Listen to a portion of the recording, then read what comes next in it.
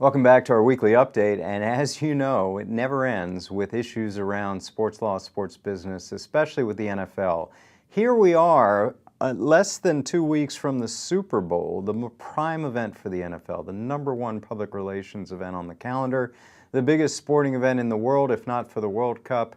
And we are talking not about the games, not about the incredible ending of the Seahawks game, crushing loss for me, by the way, as someone who spent 10 years in Green Bay, and not even about the result of the Patriots-Colts game, except for the fact we're talking deflated balls from that game. Deflated footballs. For those of you who've been under the rock for the past day or two, this is what's gone on. There is an investigation into whether the Patriots, or someone associated with the Patriots, deflated footballs. They're supposed to be at a certain pressure level between, I believe, 11.5 and 13.5, or maybe 12.5 and 13.5 psi.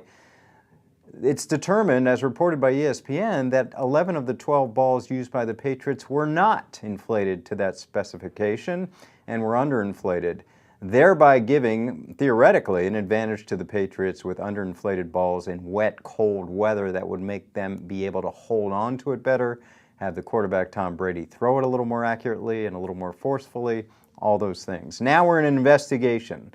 Once again, we've gone through the Mueller investigation of the Ray Rice. We've gone through the credibility issue all year. That has been the story of the NFL in 2014. Credibility and integrity, two watchwords that a league has to have.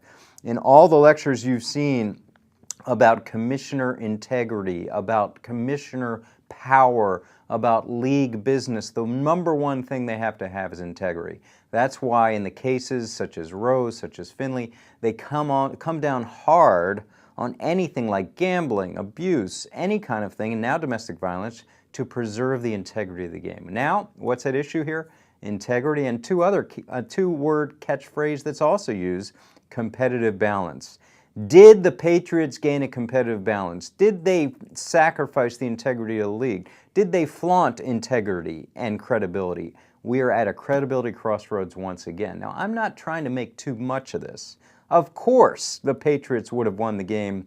They won 45-7. They would have won with or without inflated footballs, or deflated footballs, I should say. But it's an integrity issue. And my saying is always, the way you do something is the way you, the way you do one thing is usually the way you do everything. So if there's found to be compromised integrity on these balls this game, naturally the suspicion goes to previous games. And yes, we're talking about the Patriots. They had Spygate. There is a pattern of behavior, if they're found to be complicit in this situation, that should result in penalties. So where we are, we have a report by ESPN that 11 of the 12 footballs by the Patriots were indeed underinflated, and now we have an investigation. My sense of the investigation from the league will be interviewing ball boys, equipment staff, coaches, players, anyone else on the sideline, anyone involved, of course the officials in the game, and maybe senior management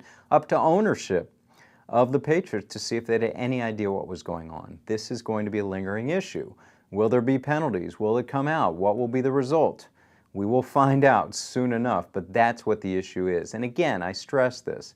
Everything we talk about in the business of sports, especially with sports leagues, is preserving integrity, preserving competitive balance, preserving credibility, preserving a public faith in the product. That's what this is all about. You want consumers who have so many choices to invest their time, their money, and their commitment into your sport. It's hard. There's so many entertainment options out there, and now we have more of an ADHD society with shorter videos and blogging and everything else. So the NFL, at its most important time of the year, is facing this. By this time next week, as we approach the Super Bowl, my sense is we'll have a sense of what the actions of the Patriots were, and then we'll wait for penalties, which I think will come after the Super Bowl. Once again, commissioner power in full view, the hallmarks of a sports league, competitive balance and integrity, in the news, perhaps compromise, perhaps impropriety, or perhaps the appearance of impropriety. Unfortunately for the NFL, that's what everyone's talking about today as the teams get ready for the Super Bowl. I'm Andrew Brandt. That's your weekly update. Back next week to update this.